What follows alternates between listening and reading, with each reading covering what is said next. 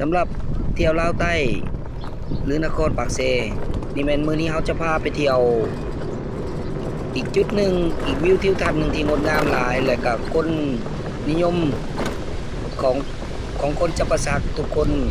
ที่มีเทศกาลเวลาปีใหม่บอจังสิเขาจะมากราบไหว้สักการะบูชานี่ก็คือซบเซเด้อซบเซจะเป็นบอนที่กราบไหว้สักการะบูชาทุกๆส่งท้ายปีหรือตรุษจีนของชาวจีนหรือชาวยวนชาวเวียดนามที่ประจำอยู่นครปากเซเด้อ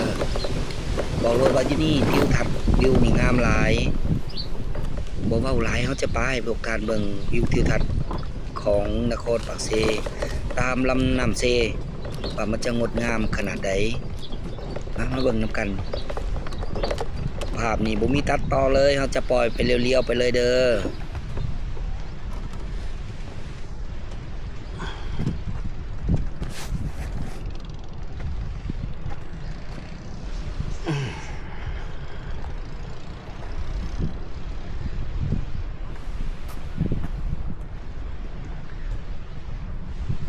นี่คือบรรยากาศแคมเซ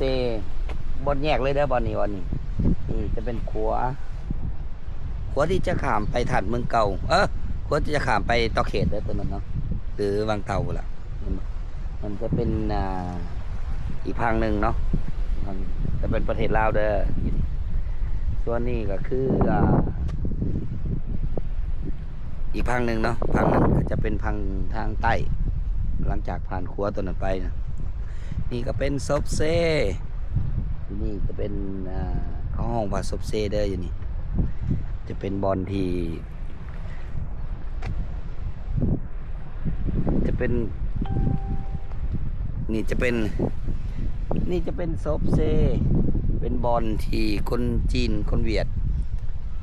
เป็นหอเป็นศาลที่เขาจะมากราบไหว้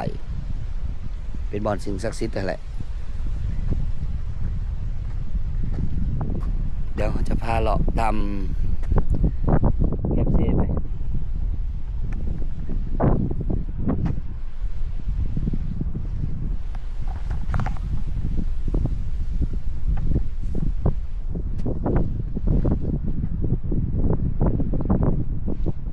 สบายดีปากเซสบายดี